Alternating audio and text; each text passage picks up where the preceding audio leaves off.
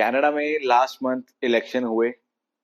हमारी कुछ पार्टीज वहां पे फाइट कर रही थी इलेक्शन वॉन करने के लिए, जिसमें हमारी लिबरल पार्टी दोबारा से विन हुई है, जो कि ट्रूडो से रिलेटेड थी, पहले से ही लिंक थी, उन्हीं खुद की पार्टी थी। उसके चलते हमारे स्टूडेंट्स को, इंटरनेशनल स्टूडेंट्स को, जो वर्कर वहां पर हैं, जो इंडिया, पाकिस्तान, अफगानिस्तान और अदर एशियन कंट्री से वहां जाके ट्रेवल करते हैं फॉर दियर बेटर फ्यूचर, उनको क्या बेनिफिट हो सकता है, क्या लॉस हो सकता है, वो पार्टी हमारे लिए किस तरह बेनिफिशियल रह सकती है, क्या ऐसे एजेंडाज उन्होंने रखे थे जिसकी वजह से उसको जीत हासिल हुई। इन सब के बारे में जानने के लिए वीडियो के साथ बने रहिए। अगर आपने अभी तक हमारे चैनल को सब्सक्राइब नहीं किया है तो आप सब्सक्राइब कर लीजिए। नई नई वीडियोस आप लोगों के लिए हम डालते रहते हैं रिगार्डिंग इमिग्रेशन अपडेट्स। अब हम बात करते हैं prime minister of Canada. New prime minister of Canada is Mark Carney. उनके बैकग्राउंड के बारे में अगर आप जानेंगे तो वो बहुत ही बेहतरीन इकोनॉमिस्ट रहे हैं, बैंकर रहे हैं। बहुत ही अच्छी पोस्ट को उन्होंने सर्व किया है, जैसे कि बैंक ऑफ कनाडा में वो गवर्नर रहे हैं, बैंक ऑफ इंग्लैंड में वो गवर्नर रहे हैं। उन्होंने बुक भी रिटन राइट डाउन की है अबाउट द इकोनॉमिस्ट और the financial status of any country. तो एक अच्छे इकोनॉमिस्ट होने के नाते वो हमारे आने वाले फ्यूचर को लेके कनाडा को बहुत अच्छे साबित हो सकते हैं। और वही उनके टैलेंट, उनका पोटेंशियल हमारे इंटरनेशनल स्टूडेंट्स और जो वर्कर्स वहां पर रह रहे हैं, जो स्टूडेंट्स वहां पर रह रहे हैं, उनके लिए भी एक अच्छी तरीके से तो साबित करा जा सकता है। मार्क कार्ने लिबरल पार्टी से आते हैं। कंजर्वेटिव पार्टी हार चुकी है, लिबरल पार्टी अब सत्ता में है कनाडा में, जिसके चलते उनको जीत हासिल हुई इंटरनेशनल स्टूडेंट्स के चलते। उन्होंने पहले से ही टारगेट किया था कि जो इंटरनेशनल बच्चे वहां पर आते हैं या वर्क परमिट पे या पीआर पे एप्लीकेंट्स होते हैं, जो इमिग्रेंट्स कनाडा में शिफ्ट होना चाहते हैं, उनको उन्होंने काफी हद तक ईज दिया था, जिसके चलते उन्होंने टारगेट को सेट किया था और इलेक्शन से पहले ही डिफाइन कर दिया था कि वो 2025 में 3,95,000 का नंबर टारगेट लेके चल रहे हैं, जो कि पीआर मिलेगी बच्चों को वहां पर, जिसमें हमारे इंटरनेशनल वर्कर और स्टूडेंट्स काउंट होंगे। 2026 में उन्होंने टारगेट रखा हुआ 3,80,000। 2027 में उन्होंने टारगेट रखा हुआ 3,65,000। अभी हम बात करें कि इंटरनेशनल स्टूडेंट्स के लिए कहीं ना कहीं लोग घबराए हुए हैं कि कनाडा में काम नहीं है, और बहुत सारे कंसर्न है पीआर को लेके, वर्क परमिट एक्सटेंशन को लेके, टाइमलाइंस को लेके, जिसकी वजह से बच्चे वहां पे अप्लाई करने से डरते हैं। बट कहीं ना कहीं हमारे पास बहुत सारे बेनिफिट्स हमें कनाडा में मिल सकते हैं अगर हम इन चीजों की तरफ थोड़ा सा ध्यान ना दें और एक बेटर फ्यूचर लॉन्ग टर्म के लिए प्लान करें तो। अब हम बात करेंगे पीआर के लिए। पीआर का मैंने जैसे कि आपको नंबर डिफाइन किया है, तो इन्होंने काफी प्रोग्राम्स हैं, around 100 something programs are there defined there on a portal, जो हमें हेल्प आउट करते हैं पीआर लेने के लिए। जिसमें से RINP, AIP, AINP सॉरी, दो प्रोग्राम ऐसे हैं जो बहुत ही स्ट्रॉन्ग प्रोग्राम है, जो पाथवे हैं पीआर के लिए।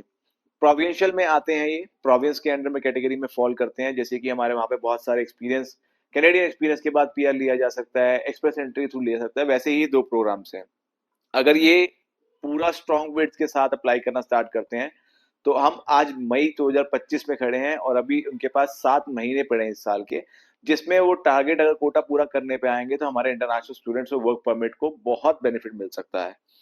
पीआर चांसेस बहुत ज्यादा बढ़ जाएंगे उन लोगों के लिए जो स्किल लेबर कैटेगरी के अंडर फॉल करते हैं, क्योंकि वहां पे लेबर की बहुत ज्यादा शॉर्टेज रहती है। उस शॉर्टर को कंसीडर करते हुए लिबरल पार्टी ने, मार्क कार्ने सर ने, इस चीज को बोला कि अगर वो हम फुलफिल करते हैं तो वो हमें पाथवे प्रोग्राम्स के अंडर में पीआर फैसिलिटीज अवेलेबल करवा सकते हैं। स्टडी वीजा को लेके भी उन्होंने कंसर्न शो किया। टेम्परेरी रेजिडेंट जिनको हम बोलते हैं, study visa, work permit, high demand courses के लिए जो हम अप्लाई करते हैं, पहले हमारे यहाँ से इंडिया, पाकिस्तान जैसे एशियन कंट्री से मोस्टली ऑफ द प्रोग्राम्स जो थे, कॉमर्स और आर्ट्स के बच्चों को कुछ भी पकड़ा दिया जाता था एक कंसल्टेंट के through, which is not a right way to consult any of the student for their career. अगर वो स्टूडेंट एक अच्छे प्रोग्राम के लिए, एक स्किल को लर्न करने के लिए कनाडा में अप्लाई करता है, तो वो स्किल कैटेगरी में फॉल करेगा और उसको पीआर के चांसेस AINP और RNP के थ्रू बेटर मिलेंगे। अब हम बात करते हैं नॉक कोड के बारे में। नॉक कोड हम पहले भी जानते हैं कि अगर पीआर लेना होता है तो नॉक 0, 1, 2, 3 लेवल्स के अंडर में हमें फॉल करना होता था। डिफाइंड कैटेगरीज थी, डिफाइंड पैरामीटर्स थे अलग अलग सेगमेंट्स के लिए। उस सब के थ्रू भी उसको लिंक कर दिया गया है हाई डिमांडिंग स्किल्स की वजह से। अगर हम स्किल लेबर को कैटेगरी को फॉलो करते हुए हम अपनी पढ़ाई को फुलफिल करते हैं तो हम नॉक लेवल में भी उसको अचीव कर सकते हैं पीआर को लेने के लिए।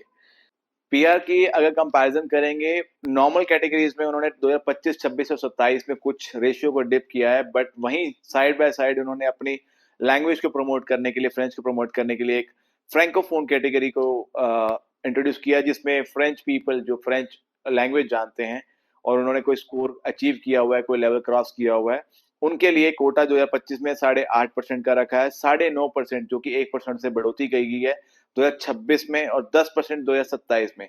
जो लोग फ्रेंच सीखना चाहते हैं वो वीजा मास्टरमाइंड से कनेक्ट कर सकते हैं, आप हमें मेल के थ्रू या कांटेक्ट कर सकते हैं दिए गए नंबर्स पे। हम आपको फ्रेंच सीखने में इन ऑफलाइन और ऑनलाइन में भी हेल्प कर सकते हैं। और ये कोटा जो रखा गया है वो किसी भी कैटेगरी का रखा गया है, कोई भी कंट्री का बंदा अगर फ्रेंच सीख कर वहां पर जाता है या फ्रेंच का लेवल लेकर जाता है तो वो पीआर की फैसिलिटी को जल्दी अचीव कर सकता है। साथ ही साथ लिबरल गवर्नमेंट ने एक कोटा स्पाउस वीजा को लेके कुछ भी डिक्लेरेशन नहीं दी है अभी तक। जो रूल्स पहले थे, जो मास्टर्स कर रहे हैं बच्चे वो अपने स्पाउस को साथ ले जा सकते हैं, जो ग्रेजुएट प्रोग्राम के लिए प्राइवेट कॉलेज में जा रहे थे वो अपने स्पाउस के साथ नहीं जा सकते हैं, ये सेम रहेगा। स्टिल अभी बहुत सारी कुछ चीजें हैं जो हमारे चेंजेस की गई हैं कनाडा इमिग्रेशन के रिगार्डिंग। अभी उस वीडियोस के से अगर आप कुछ जानना चाहते हैं तो हमारी वीडियो के साथ बने रहें। जल्दी ही हम आपके साथ एक नई वीडियो साझी करेंगे जिसमें हम आपको कैनेडियन इमिग्रेशन में जो भी चेंजेस हुए हैं उसके साथ अपडेट करेंगे। आई होप आपने वीडियो अब तक लाइक कर दिया होगा और चैनल को हमारे सब्सक्राइब कर दिया होगा। बने रहिए इमिग्रेशन अपडेट्स के लिए। Thank you.